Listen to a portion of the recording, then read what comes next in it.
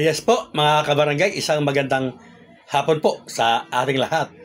At sa content pong ito ay sasagutin po natin yung ilang mga katanungan tungkol po dito sa barangay at SK election. Ngayong nangingibabaw na po at naging ganap na batas na itong 12232 na nagtatakda po ng halalan sa November 2, 2026. Siyempre po, bago yan, ang aking taos-pusong pasasalamat sa mga nakasubscribe na po sa aking channel. At patuloy po ang aking panawagan sa mga napadaan lamang po sa channel na ito. Please subscribe po, pakiclick ang notification bell at all. Tuloy-tuloy na po ba ito, mga kabarangay? Sa November 2, 2026 na nga po ba nakatakda ang halalan? Mga kabarangay, kagaya po ng lagi kung sinasabi sa aking mga content na kung wala pong tutol o wala pong nagpetisyon, nagreklamo sa naturang batas na ito, ay ayan na po ang mangingibabaw. Sa November 2, 2026 na po ang halalan. Kaya lang nga po may nagreklamo, may nagpetisyon at hindi lang po iisa, kung di dalawa na po, mga kabarangay. At hindi pa po natin alam at baka meron pa pong lalabas. Dahil nga po, meron na pong nagpetisyon, ang Korte Suprema na po ang magdidesisyon dito, mga kabarangay. Kung ang kanyang papanigan nga ay itong Republic Act 12232 na ito, yes po, okay na yan. At November 2 na po, 2026 ang halalan. Pero kapag ang pinanigan po ay ito pong nagpetisyon or nagdeklara uli na unconstitutional, yes, December 1 po, 2025 ang halalan. At heto naman po yung mga katanungan, mga kabarangay, na naglalabasan. Hindi lamang sa aking mga comment, ay kundi po pati sa ibang vlogger na napapanood po natin. Gaano daw po ba katagal, kabilis? Katagal o kabilis ang magiging desisyon ng korte? Natural po, mga kabarangay, ay hindi po natin natitiyak. Wala ni isa man sa atin ang nakatitiyak kung mabilisan ba o mabagal ang paglabas ng desisyon. Ang masasabi ko lamang po o bilang sagot sa magkabila ay kung halimbawa po na magkaroon ng TRO, ito ang mangyayari. At kung wala naman po, ganito po ang mangyayari, mga kabarangay. Uunahin ko na po yung kung sakali po na hindi maglabas ng temporary restraining order ang Supreme Court, natural po ang talagang parang tuloy na o sigurado na ito pong pagkakapospon po ng halalan. Dahil kapag hindi po nakakuha or nag-issue ng restraining order ang Supreme Court, dahil ang nangingibabaw na batas po o ang umiiral na batas, ito na pong Republic Act 12232. So maaari pong magtuloy-tuloy na nga po ang halalan.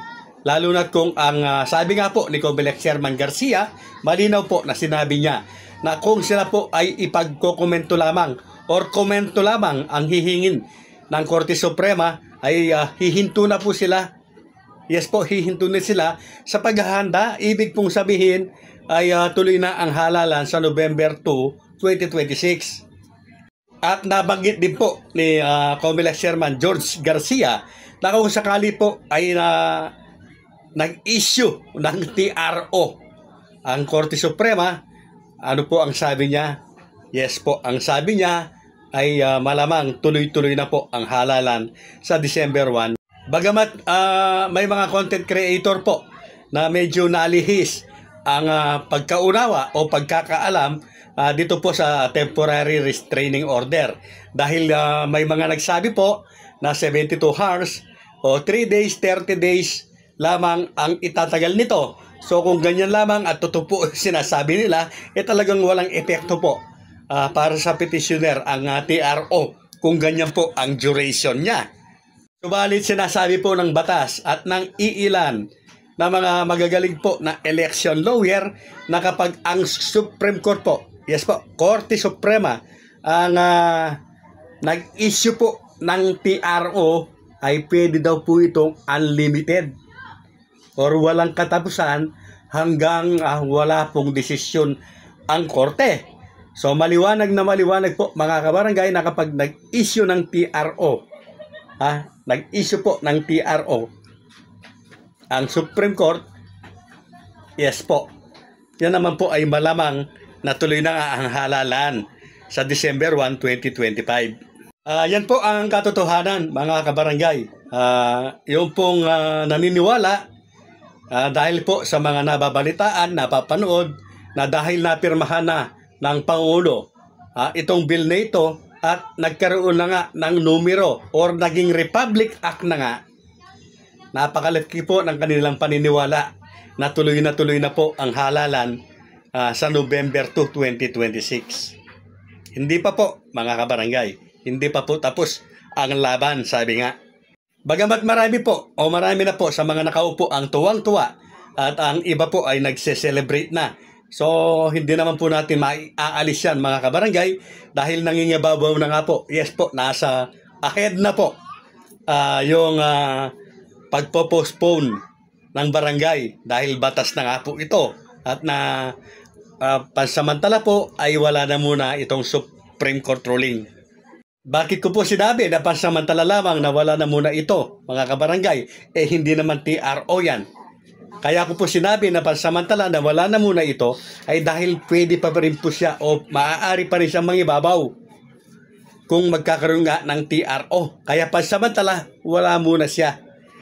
Hindi po kagaya kung wala pong nagpetisyon ay hindi na ito pansamantala. Siya po ay talagang lusaw at wala na po siya kung wala na pong nagpetisyon sa bagong batas po na ito. Yung ibang mga barangay officials nga po sinasabi na mas gusto nila na matuloy na po ang halalan sa December 1, 2025 dahil sa kanila pong paniniwala at pakiramdam ay mas advantage po sila or mas bintahi po sila. Hindi po natin alam bakit nasasabi nila yan. Siguro po dahil kagagaling lang nila ng panalo, ilang taon pa lang ang lumilipas, panalo sila.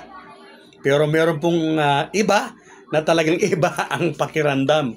Kinakabahan, ninenervyos at parang feel na feel po nila na kapag natuloy ang halalan sa December 1, 2025 ay tsoksangi or olats, talo na po sila. Ganyan po yung magkakaibang paniniwala at nararamdaman po ng mga nakaupo. Kaya muli po mga kabarangay, sa mga nakaupo ay nasa inyo pa rin po ang pagkakataon para maipakita na dapat pa po kayo na iluklok muli sa katungkulan. Yun nga po, wala pang nakatitiyak kung sino po ang mangingibabaw, sino ang papanigan ng Korte Suprema. At sa mga aspirant naman po ay ipakita din po ninyo na talagang taos sa puso ang inyong layunin na magserbisyo. At lagi ko nga pong sinasabi, mga kabarangay, may ginawa man o wala ang mga nakaupo, sila po ay advantage. Yes po, nakapakalaki po ng agwat ng mga nakaupo na iyan, may ginawa man sila o wala. At sa nakikita po natin, mga kabarangay, lalong-lalo na po dito sa aming siyudad, ay halos 90% naman po ng mga nakaupo ang maaaring bumalik sa kanilang serbisyo dahil sa napakaganda po ng kanilang records. Paalala naman po sa mga botante. So, dahil nga po sa social media ay nakikita, nababasa, napapanood po natin ang mga nagiging kaganapan. Kaya sakali man po na matuloy ang halalan sa December 1, 2025 or kung hindi man, ito ay magaganap sa November 2, 2026. Pakapiliin na po mga kabarangay yung ating iboboto. Napakasagrado po ng ating boto mga kabarangay. Huwag po nating itong ipagpapalit sa 500 o 1,000 piso lamang o sabihin na nating hanggang 3,000 piso. Mga kabarangay, nasa atin pong mga kamay, sa ating mga botante kung sila ay makakaupo o hindi. Mahirap po yung magsisi, mga kabarangay.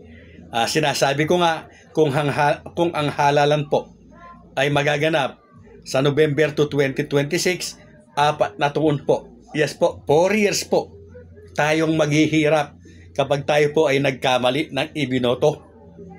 Tutuusin, napaka-ikli po ng 4 na taon. Kung ang ating napili ay isang mapapagkatiwalaan, kung ang ating mapipili na iluluklok ay karapat dapat, maikli po ang 4 na taon. Subalit, napaka laki po or napakarami na ng 4 na taon kapag tayo po ay nakapili ng hindi karapat dapat. Yes po, mga kabarangay. Muli po, ang gawin po natin, mga kabarangay, ay tingnan na po natin kung ano yung nangyayari sa ating kapaligiran. May pagbabago po ba? May magandang resulta po ba yung ginagawa ng mga nakaupo o wala? Para kapag nagkaroon na po ng halalan, ay madali na po tayong makakapili ng tamang iuupo or iluluklok sa katungkulan. Muli po, Coiners Ring.